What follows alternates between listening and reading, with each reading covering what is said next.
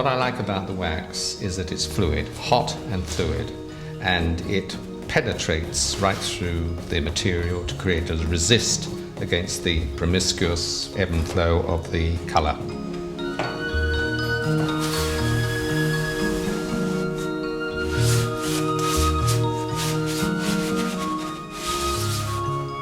The quality that I'm trying to get into this piece is an edge, trying to create some sort of tension.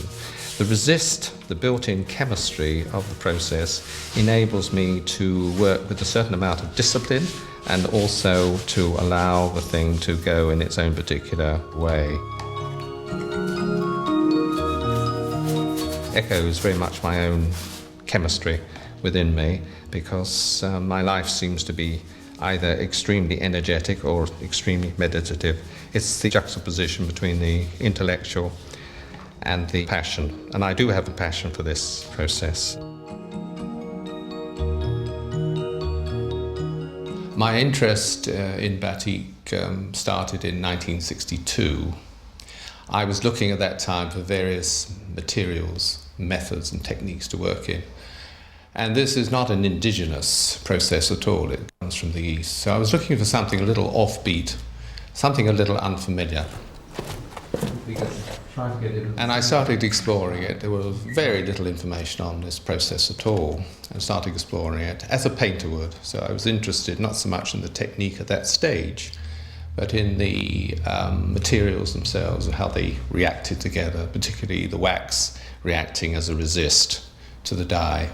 I didn't have any grounding in textiles. I came from a painter's background. I'd studied drawing, I'd done some sculpture, a bit of pottery, but I wanted to test out myself with this, what I thought was a very challenging technique.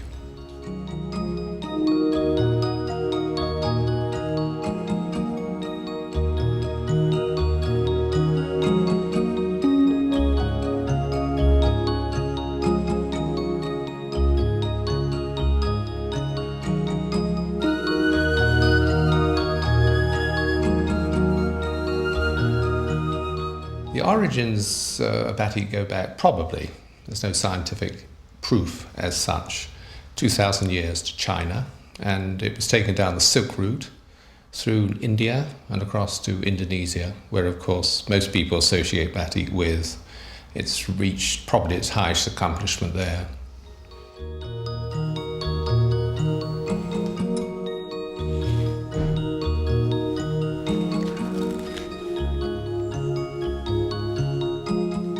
I think it's a technique that is inexhaustible. It's very flexible. It has quite a strong discipline, so you can always improve your skills. Counter to that, you can apply the wax in a very freewheeling, very spontaneous fashion and get wonderful quick results. So it's a constant juxtaposition between the skill and my own particular expression. And to be able to express myself accurately, I have to have the skills.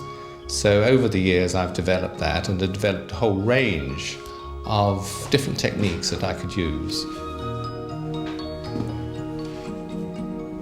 That's playground.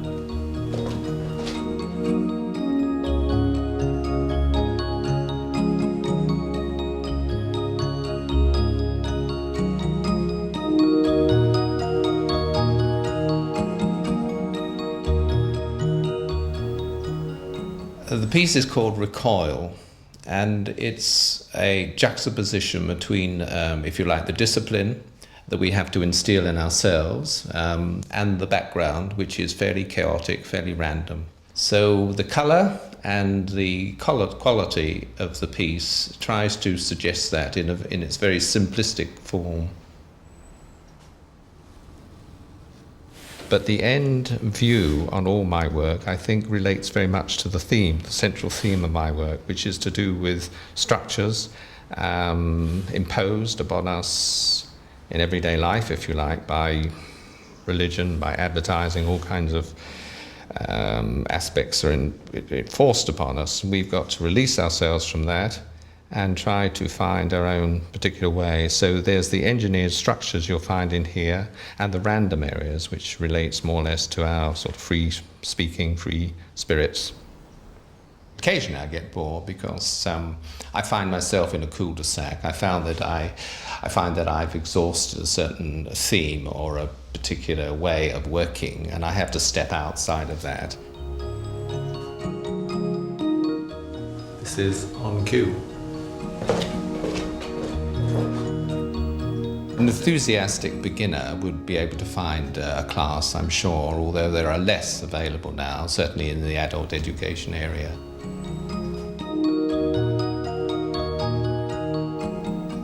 It's difficult to work from books, although that is some help. But I think the best circumstance is some kind of workshop. If it's condensed into a weekend, so much the better, because the spirit of the thing is much more continuous.